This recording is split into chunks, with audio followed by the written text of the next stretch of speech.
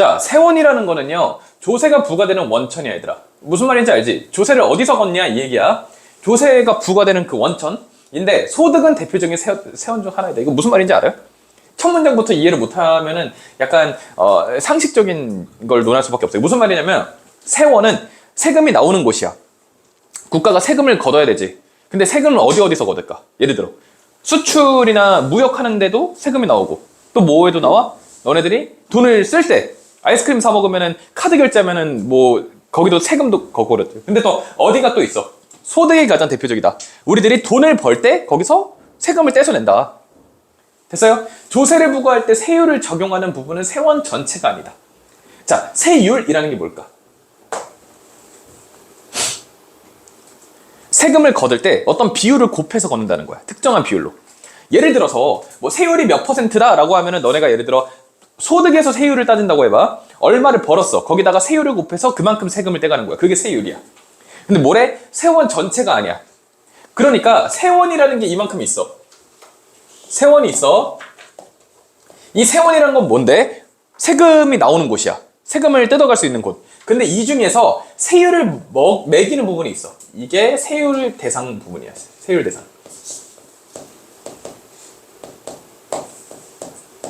그러니까 세금을 걷는 방법이 어떤 게 있냐면은 일정 부분을 그냥 떼가는 경우도 있고요. 이렇게 세율을 계산해서 몇 % 곱해서 그만큼만 줘 라고 하는 경우도 있다는 얘기야. 이해갔어? 그러니까 떼가는데 종류가 다양하다고. 가령 우리나라는 부양가족이 있는 사람에게는 개인의 총소득 중에서 일부를 공제합니다. 얘들아, 공제 뜻이 뭐래? 공제. 아들 목에도 일정한 금액이나 수량을 뺀. 그러니까 간단하게 말하면은 어느 정도를 빼준다라는 거야. 어느 정도를 빼준 뒤에 세율을 적용한다라는 거예요. 근데 봐, 이 세율을 적용하는, 조세를 부과할 때 세율을 적용하는 부분은 세원 전체가 아니다. 가령했지. 그럼 예시지. 어떤 거냐면은 그냥 세율을 적용하지 않는 케이스를 알려준 거야. 그러니까 아무 때나 그냥 세율 박아가지고 몇 % 내놔 이게 아니고 이런 경우에는 공제하고 세율을 적용한다. 이런 경우도 있다라는 얘기예요. 그러면 이 가령 EX는 여기 들어가는 거겠죠? 응? 그냥 단순히 세율 대상이 아니고 특정한 걸 공제한 후에 세율 대상인 경우도 있다. 이런 얘기하는 거예요. 됐죠? 그래서 과세 대상 소득으로부터, 과세 대상 소득이 뭐야? 세금을 내야 되는 그 소득원으로부터 얻는 만족감이 동일한 자한테 동일한 조세 부담을 요구하는 것이 공평하다라는 거예요. 자, 무슨 말이냐면 이게, 자, A라는 사람이 있고 B라는 사람이 있어요. 됐나요? 얘는 혼자 살아요. 가족이 없어요. 얘는 애가 둘이고요. 나이 드신 부모님도 한 분 계세요. 아내도 있는데 아내는 지금 육아 때문에 일이 없어요. 근데 얘는 한 달에 300을 벌어요. 얘도요. 나눠 갖는 거 아니다. 이렇게 썼어도 300이야. 300, 800 아니야? 300을 각각 벌어. 그러면은 만족감은 누가 더 높죠? A가 높죠. 이 300이 순전히 자기 것가 돼요. 얘는요, 이 300이 쪼개져야 되죠. 그럼 뭐예요? 얘한테는 뭘 해줘요? 공제를 해준다는 거예요. 자, 자신이 지문을 읽었을 때 이렇게 이해했다 손. 이해 못했다 손. 이해했어? 예. 이해했지? 기억이 안 나? 이 멍청이. 오늘 수업한다 그랬지. 읽어야지. 야, 그래서 얘는 공제해줘. 그러면은 봐. 300인데 얘는, 야, 그 중에서 예를 들어 20% 내놔. 그럼 얼마야? 60이지? 예. 계산을 못해요. 20%니까. 300에 20%가 몇이야? 아, 확실히 그래. 20% 내놔 해서 20%라는 세율을 매겨서 60을 내게 해. 근데 얘한테도 너도 60 내. 할 수 있어? 저는 그렇게 만족스럽지 않은데요, 300이. 그럼 얘는 어떻게 해? 오케이. 너 솔직히 힘든 거 인정. 150 까줄게.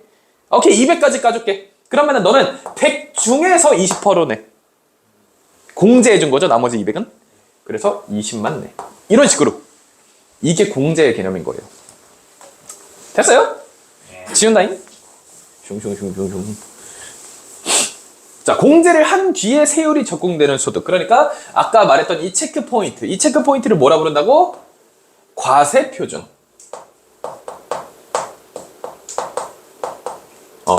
총소득에서 글씨체가 왜 이래?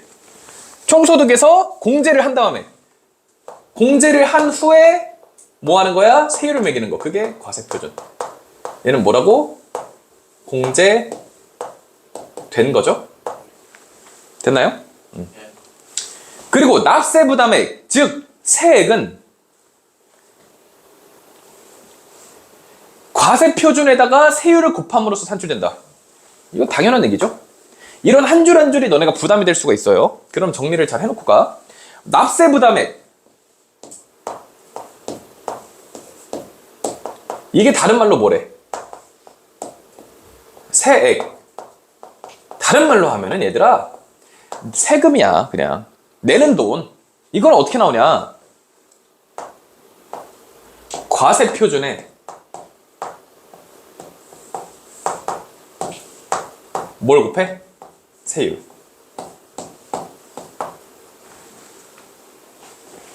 얘가 이렇게 가는 거예요. 얘가 이렇게.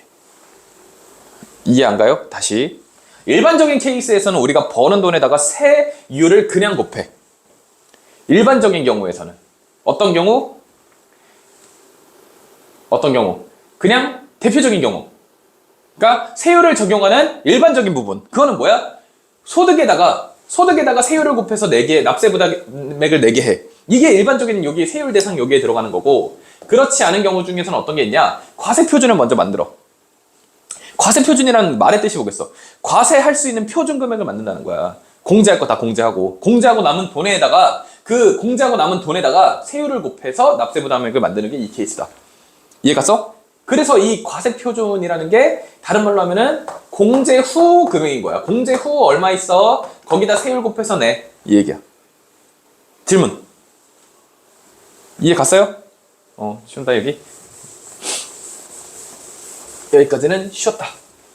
자, 그래서 납세자가 부담할 세액을 결정하는 데 활용하는 세율은 한계 세율이래. 그러면은 이 세율, 납세자가 부담할 세액을 결정하는 데 활용되는 이 세율은 보통 뭐래? 한계 세율이래. 이 한계 세율이 뭔데? 한계 세율은 뭐냐면요. 세액의 증가분이 과세 표준의 증가분에서 차지하는 비중이래. 끊어. 자, 세액은 얘였죠? 얘 증가분, 이 세액이 올라요. 증가분에서 그거 중에서 세액의 증가분이 얘 증가분이 과세 표준의 증가. 얘들아, 근데 봐, 생각해봐. 과세 표준이 양이 많을까? 이 세금이 많을까? 당연히 과세 표준이 많겠지. 야, 뭐냐면은 너네가 300을 벌어. 근데 그 중에서 선생님 내가 좀 부담인 것 같아. 그래서 오케이 100만 원 까줄게. 이건 네 가져. 200 중에서 일부 세율을 곱한 다음에 그거를 내. 그러니까 너네가 여기서 볼 수 있는 과세 표준이 200인 거고 거기다가 일정 세율을 곱해가지고 내는 돈이 세액인 거라고. 이해 갔어요? 그랬을 때 세액이 증가하는 거에 대해서 과세 표준의 증가분으로 나누는 거다. 그러면은 분모가 뭐가 돼? 야, 과세 표준, 과표, 분의 뭐야? 세액인 거죠. 구체적으로 쓰면 여기 증가분이야. 세액 증가분을 과표 증가분으로 나눈 게 뭐래? 한계 세율이래. 근데 봐, 얘 일로 넘겨. 애초에 과세 표준 분의 납세 부담액이 세율이야. 이해 안 가? 야, 얘를 그냥 넘겨. 과세 표준 분의 납세 부담액이 애초에 세율이라고. 근데 증가분 분의 증가분으로 넘겨. 그러면 한계 세율이 되는 거라고. 그러니까 봐봐. 세율의 개념은 과세 표준 분의 납세 부담액 아니야? 여기까지 됐어? 근데 한계 세율은 뭔데? 한계 세율은 여기 써있죠. 과표 증분의. 증이 증가분이야. 분의 뭐야? 세 증이다라는 거예요. 됐어요?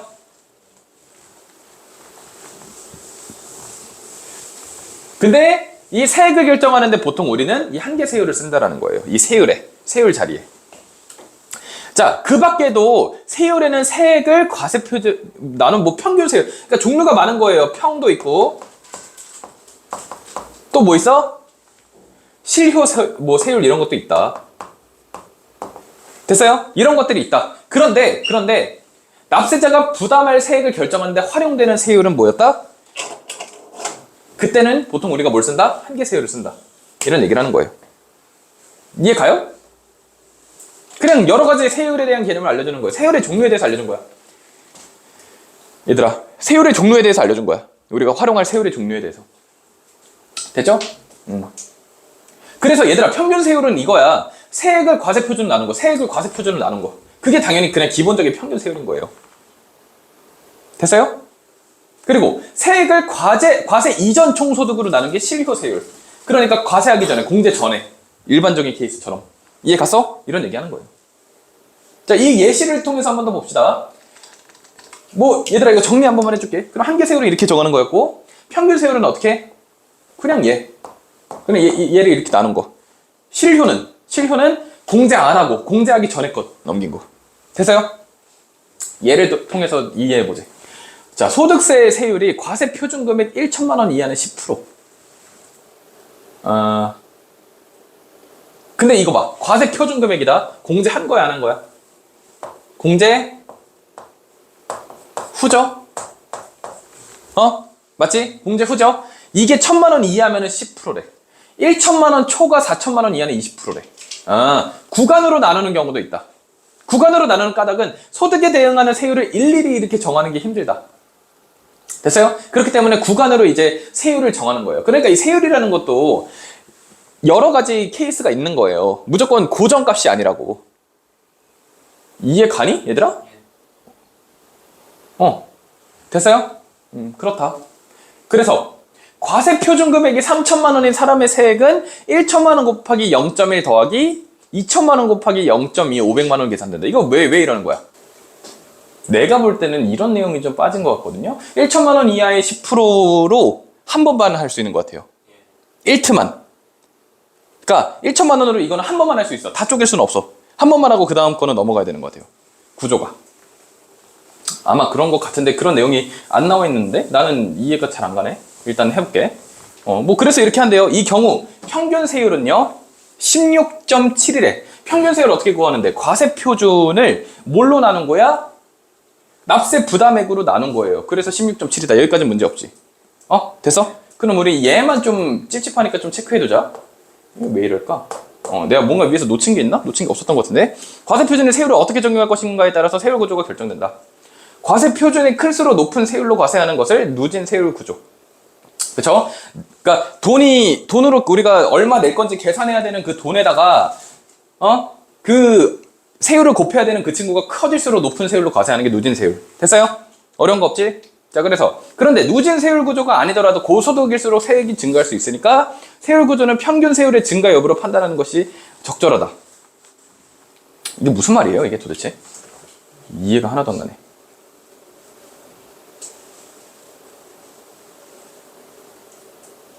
누진 세율 구조까지 한다. 여기까지 됐지, 얘들아. 이 구조가 누진 세율이다. 근데 누진 세율 구조가 아니더라도, 그러니까 누진 세율 구조가 아니라는 건 뭐예요? 전체를 그냥 때려박는 거야. 어떻게 때려박는 거야? 그냥 전체를 뭐 20% 이렇게 때려박는 거예요. 이런 경우에도 고소득일수록 세액이 증가할 수 있다. 이건 당연한 얘기죠. 왜? 세액이 올라갈수록 이 퍼센테이지가 커지면서 돈이 더 많아지니까, 내는 돈이. 됐어요? 이해가? 그럴수록 돈이 많아지니까 세율 구조는요, 평균 세율의 증가 여부로 판단하는 것이 적절하다. 평균 세율을 어떻게 구하는데? 얼마 내는지, 우리가 세금을 내야 되는 전체 돈에서 실제로 내는 퍼센트가 얼마나 되는지, 그거 가지고 판단하면 된다. 이해 가요? 난 이해 갔어. 이제 이해 안 갔지? 이해 갔어? 자, 무슨 말이냐면 이 얘기하는 거예요. 지금 이거는 내가 찝찝해서 지금 해결이 안 되거든? 근데 일단 과세 표준이 뭔지 알지, 얘들아? 우리가 세금을 곱해서 내야 되는 전체 돈이야. 그러니까 너네 돈이 이만큼 있는데 이만큼이 과세 표준이고 여기서 몇 퍼센트만큼 내는 거잖아. 얘가 과세 표준이라고. 이해 갔어요? 이건 이해 갔지? 그랬는데 우리가 이 누진 같은 경우는 이렇게 이런 그래프로 그려진다고. 그래서 이 정도의 돈이 있으면 10%, 이 정도면 20%, 이 정도면 30% 이렇게 매긴다고. 이런 구조면 과세 표준 돈이 많을수록 많이 내겠죠. 응? 돈을 많이 벌수록 세금은 어떻게 돼? 많이 내겠죠. 근데 이렇지 않고 다 20%로 통일하더라도 많이 버는 애가 더 많이 내겠지, 당연히. 퍼센트가 똑같더라도 내는 건 더 많잖아. 그래서 그거 가지고 세율의 구조가 어떻고 이렇게 얘기할 수 없다고. 그래서 어떻게 얘기해야 된다고? 그러지 말고 이 전체 중에서 얘 비율만 딱 보자. 어떤 세율 구조든 어떤 세율이든지 간에 전체 중에서 얘가 얼만큼 차지하는지만 보자. 그러니까 얘분의 얘가 몇인지 보자. 몇 퍼센트인지 보자. 그게 평균 세율이었잖아. 그걸로 이제 세율 구조가 어떤지 얘기할 수 있다 이런 얘기예요. 결과론적으로 보자라는 거예요. 그러니까 얘가 하는 얘기는 야, 뭐 누진이고 뭐고 어쨌고 그거는 우리가 그 이론을 그냥 봐가지고 이 세율 구조가 어떻네 이렇게 얘기하기가 어려워. 어렵다고. 왜 복잡하게 생겼잖아. 야, 예를 들어서 이러면 어떡할 거야? 어떤 거는 그래프가 이래. 그래서 야, 이 정도 소득 구간까지는 10%, 여기는 20%, 여기는 30%야. 이런 게 있고 어떤 국가에서는 다 20%야. 야, 어디가 더 공정해? 모른다고. 그렇기 때문에 일단 내봐. 이거대로 내봐 너네. 이거대로 내봐. 그럼 이거 중에서 이만큼 냈어? 너네도 똑같은 애한테 여기 중에 그냥 내봐. 너는 이만큼 냈어? 전체 중에 비율이 얘가 더 적네? 이런 식으로 판단해야 된다. 이 얘기하는 거예요. 이 비율 따지는 게 평균 세율이니까. 이해 갔어요? 간지 안 간지 모르겠네. 이해 갔어? 일단은 이 누진 이거 하는 경우는 내가 확실히는 모르겠지만 일단은 그건 것 같아요. 그 1,000만 원 이하는 10%니까 10% 먼저 뗀 다음에 그 다음 걸로 넘어가는 구조인 것 같아요. 내가 볼 때는 그래요. 그래서 그러니까 이게 누진이네. 누진이면은 이해를 할 수 있죠. 근데 이거 너네들한테 불친절하게 얘기해가지고 쌤이 아까 좀 버러워 탔는데 이거 이런 거예요. 구조가 좀 너네가 봐도 설명이 좀 얕죠. 갑자기 1,000만 원, 2,000만 원 이게 뭐냐면요. 이렇게 돼서 너네가 3,000만 원이 있어. 여기가 1,000만 원 구간 예를 들어서 1,000만 원까지. 그리고 여기는 뭐 2,000만 원, 누적 2,000만 원까지, 누적 3,000만 원까지 해서 10%, 20%, 30%라고 해봐. 그랬을 때 여기서부터 물 채우듯이 채우는 거야. 그래서 꽉 채웠어? 넘쳐. 근데 얘가 여기도 채워져. 누적 3,000이니까 채웠어? 이런 식으로 가는 거예요. 세율 매기는 게. 그래서 이만큼은 10%로 매기고 이만큼은 20%로 매기고 이런 식으로 가는 거야. 이게 누진 구조야. 근데 그거에 대한 설명이 없죠? 그냥 갑자기 예시로 띡! 알겠어? 이렇게 했지. 뭔 말인지 알겠어요? 그러니까 조금 불친절한 것 같은데 그렇다고 그냥 알아두고 가세요. 이거 좀 그렇네요. 그런 게 지문상으로 좀 나와 있었어야지. 됐나요? 그래서 보자. 즉 과세 표준이 증가할 때 평균 세율이 유지가 돼요. 과세 표준, 우리가 버는 돈, 세금 때려야 되는 버는 돈이 증가했는데 평균 세율이 유지가 돼. 그러면은 비례 세율인 거야. 근데 평균 세율이 오히려 감소하기도 해. 그럼 역전 세율 구조. 함께 증가하면 누진 세율 구조인 거예요. 뭔 말인지 알겠어요? 자, 무슨 말이냐면 세율에 대해서 우리가 따져볼 건데 과세 표준이 증가해요. 우리가 이만큼 벌어. 야, 계속 과세 표준 나오니까 총소득은 얘기 안 할게. 여기가 과세 표준이라고 쳐봐. 이 중에서 우리가 세율을 따져서 낼 거란 말이야. 그랬는데 그냥 여기서 20%만 내! 라고 했어. 오케이, 20%. 근데 어떤 일이 생겨? 이 새끼가 늘어. 커졌어. 근데 뭐라 했어? 20%만 내! 20%. 비율은 바뀌어 안 바뀌어? 비례세율. 쏙 들어와? 이거 이해 안 간 사람. 이거 이해 안 갔으면 다음 거 못 넘어가. 이해했어? 비례세율 됐어? 근데 생각해봐. 야, 너가 전체가 이게 1,000이라고 쳐봐. 1,000만 원에서 2,000만 원으로 는 거야. 한 달에 버는 게 개부럽다.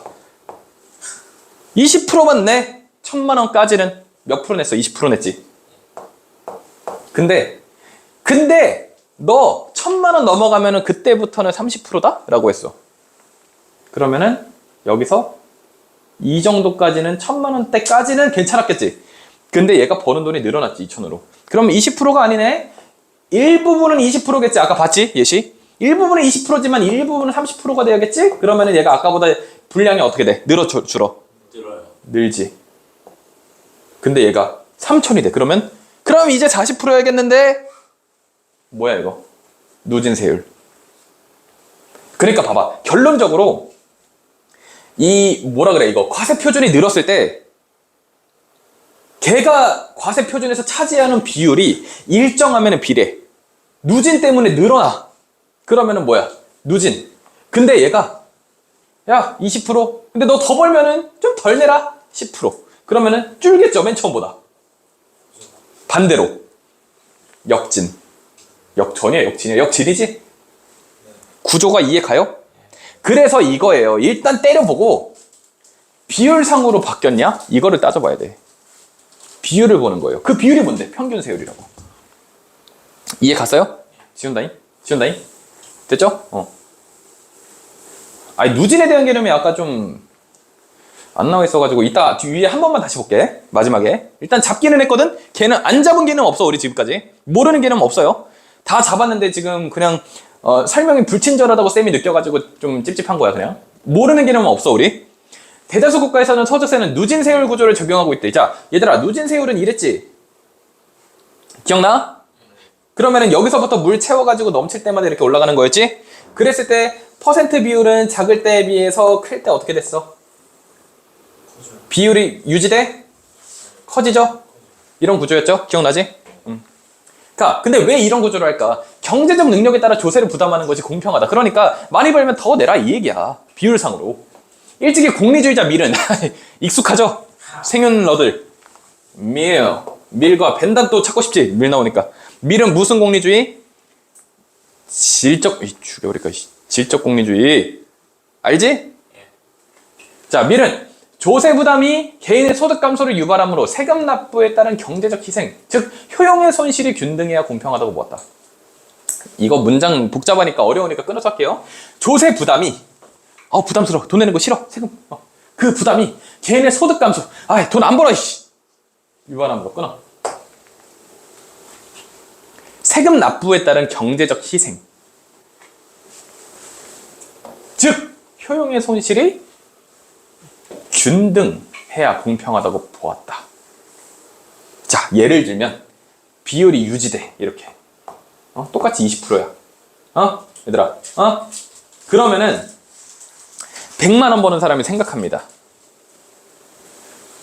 근데 얘들아, 이런 거야. 이게 이렇게 생각할 수 있어. 선생님, 그러면은 100만 원 버는 사람이 그럼 나는 돈 더 벌어도 똑같이 20%니까 돈 더 열심히 벌어야지? 이런 생각할 수 있는 거 아니에요? 근데 그게 말처럼 쉽니? 당연히 누구든지 돈 더 벌고 싶지. 근데 그게 아니야. 나는 어차피 100만 원밖에 못 버는데. 저 부자들은 저렇게 많이 버는데. 근데도 똑같이 돈을 내? 안 해. 얼마 벌지도 못하는 거. 이렇게 되는 거야. 그게 미래의 주장인 거예요. 이해 갔어요? 그래서 조세 부담이 개인의 소득 감소를 유발해. 안 할 거야. 그리고 조세가 부담되니까 이러기 싫지. 그럴 수 있기 때문에 경제적 희생하는 게 이렇게 느끼는 거예요. 잘 못 버는 사람일수록 내가 이것밖에 못 버는데 거기서도 이만큼이나 떼가냐? 이렇게 느끼게 되는 거예요. 그러면 그 사람들은 뭐라고 생각하겠어? 솔직히 이만큼 버는 사람이 20%와 이만큼 버는 사람이 20%가 체감이 같을까요?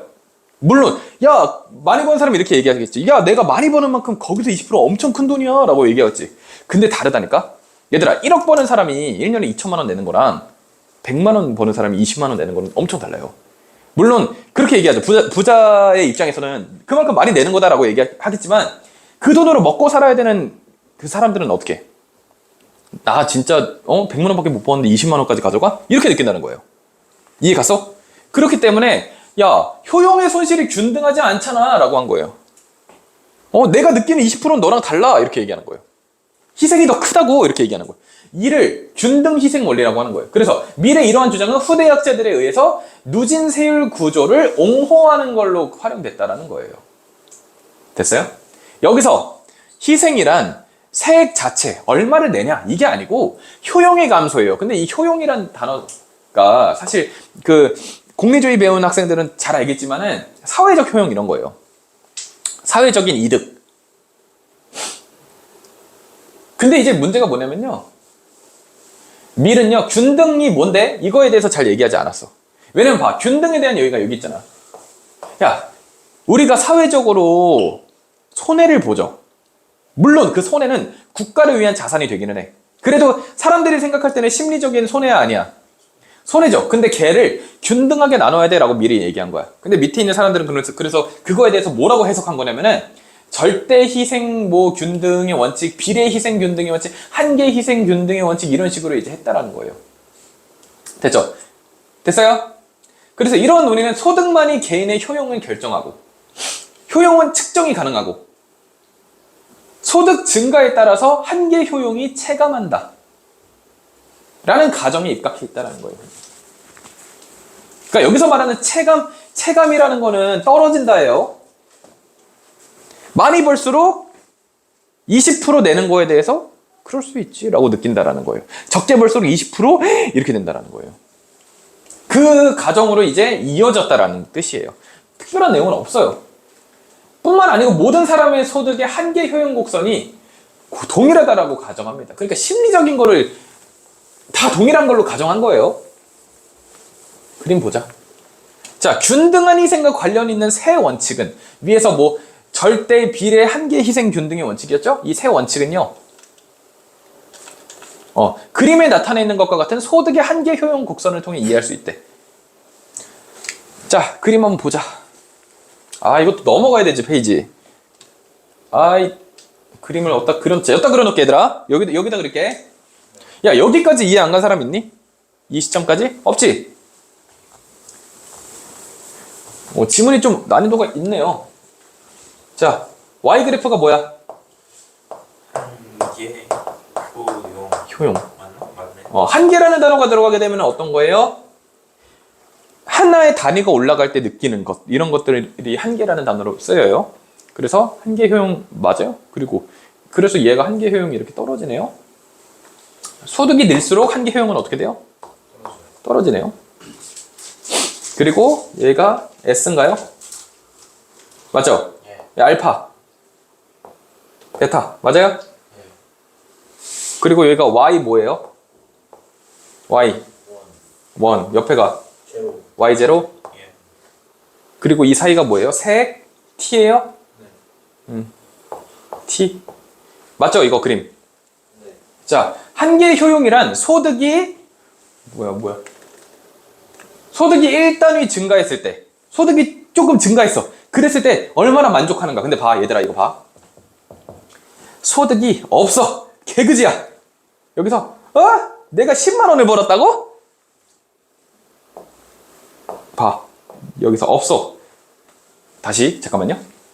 한계 효용이랑 소득이 1단위 증가했을 때 얼마나 만족하는가. 소득이 빵이었어. 근데 이거 0 이렇게 시작해도 되나?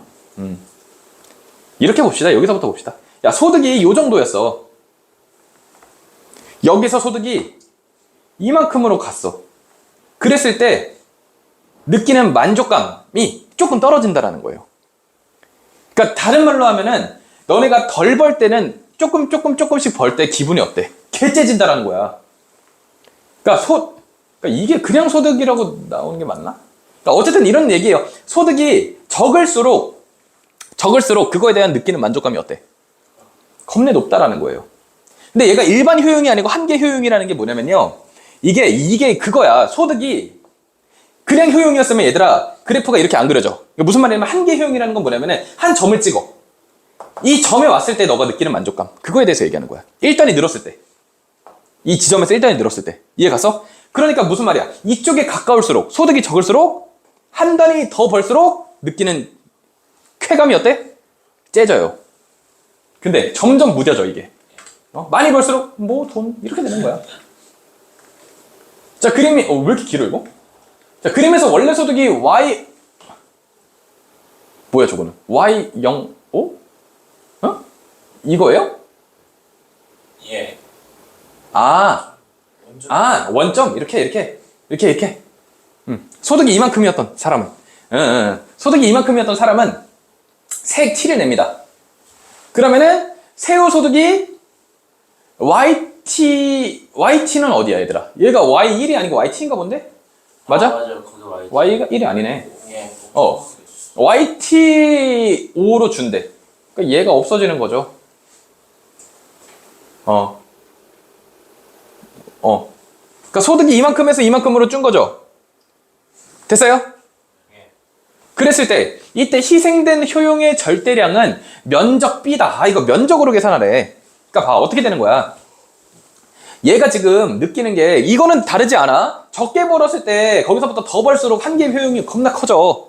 그 면적으로 봐야 된다고. 근데 얘가 이만큼 벌고 있었는데 세금을 내면서 이만큼이 뺏긴 거야. 그럼 이게 날아간 거라고. 기분이 안 좋죠? 이때 희생된 효용의 절대량은 면적 베타다. 됐죠?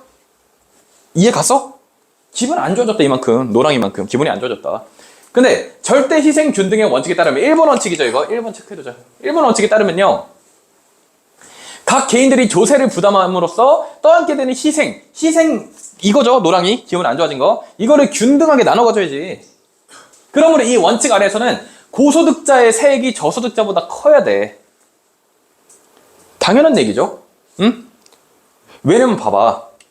저소득자는 애초에 여기만큼 벌었다 생각해봐. 노란색 없어. 이게 시작이야. 근데 T만큼 뺏겨봐. 이렇게 그어볼까? 야, 파랑이가 커, 노랑이가 커? 파랑이.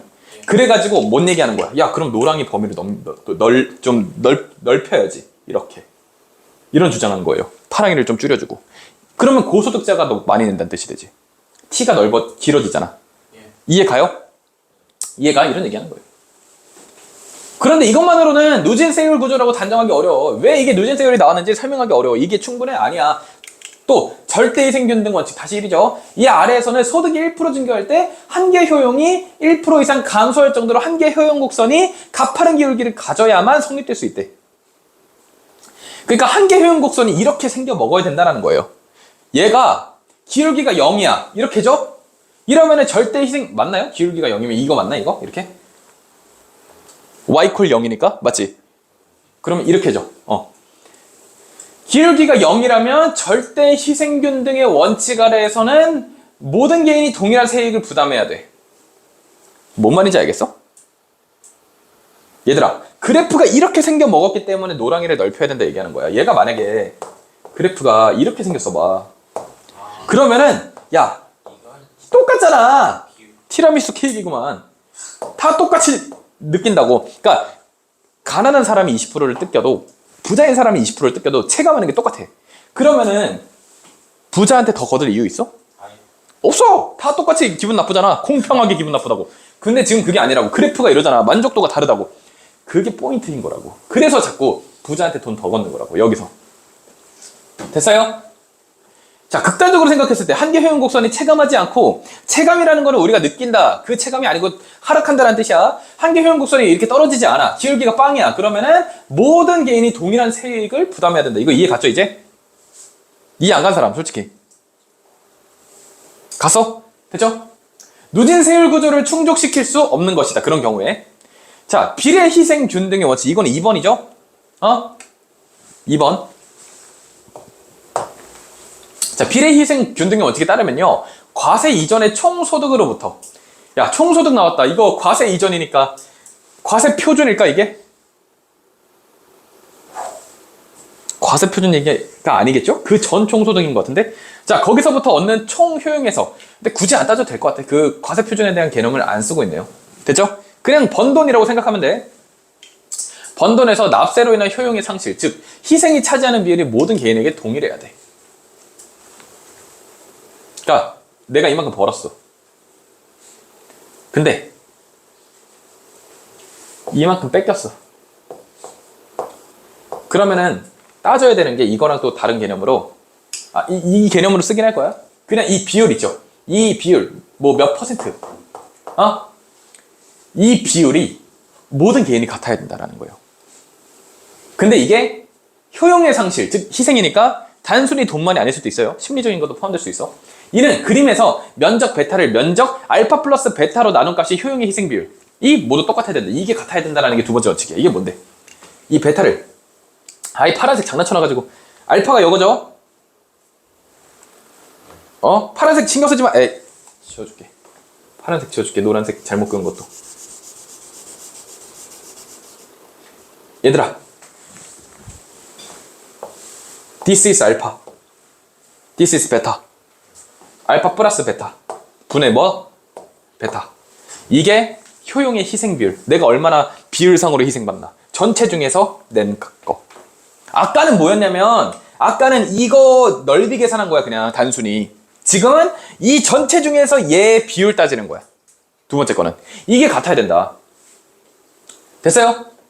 야, 이 원칙 아래에서 누진세율 구조는 소득의 한계 효용 곡선이 체감하는 모양이기만 하면, 얘가 떨어지는 형태기만 하면은 누진 세율 구조를 먹여야 돼, 이 노란색을 확장해야 돼라는 개념이 이루어질 수 있다라는 거예요. 왜냐면 봐봐, 비율상으로 전체 중에서 얘, 근데 전체 중에서 얘, 뭐가 더 비율이 많이 차지하니?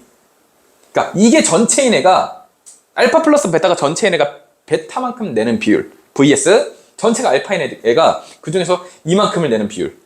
두 번째가 훨씬 더 체감상으로 많이 내지. 그래서 하향하는 모양이면 다 이게 덜 버는 애일수록 많이 내는 것처럼 느껴진다고.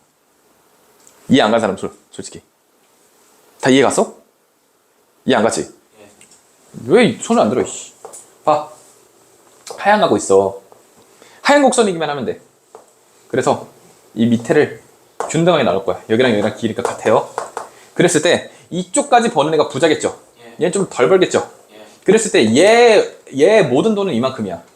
그 중에서 이만큼, 이거 중에서 이만큼의 비율 vs 부자는 이만큼 중에서 이만큼의 비율. 비율이 다르다고. 체감하는 비율이. 그러니까 2번 비례희생균등의 원칙은 비율에 대한 얘기를 하는 거예요. 됐어요? 그래서 그런 경우에는 야, 그럼 부자가 비율상으로 체감하는, 손해보는 체감이 적잖아, 이 얘기를 하는 거야. 됐어요? 자, 그랬을 때 만약에 값하는 기울기는 필요 없어. 그냥 감소만 하면 돼. 체감만 하면 돼. 이 경우에는 1번일 때는 값할라야지 그게 됐어. 왜냐면은 얘들아, 1번일 때는 얘가 값할라야지. 1번은 또 그러네. 1번은 베타 대 파랑이 이것만 비교한 거고, 2번은 전체 중에서 베타, 전체 중에서 요만큼 전체 중에서 파랑이 이거 비교한 거라고. 그러니까 두 번째 케이스는 얘가 감소하기만 하면 파랑이가 불공정해, 이 얘기가 나올 수 있다고. 1번은 필요 없어. 그러니까 2번은 필요 없어. 이렇게 안 해도 감소하기만 하면 그런 결론이 나온다고. 근데 1번은 뭐야? 값할라야지 얘네 두 개 넓이를 비교했을 때 그렇네, 이 얘기가 나올 수 있다고. 그런 얘기를 하고 있네요. 됐죠? 됐죠?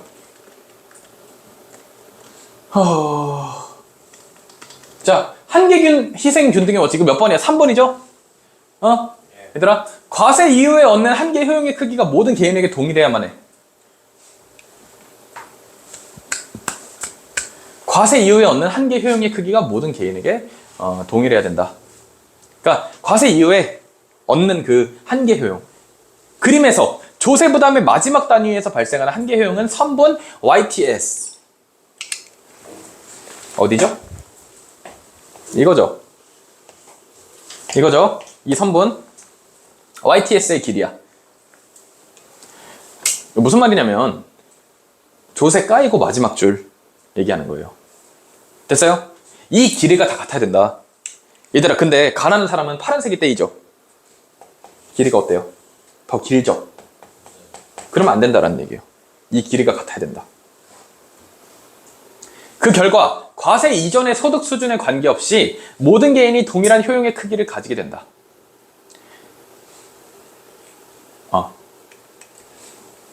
됐어요? 뭐 그렇대요. 맞나? YTS.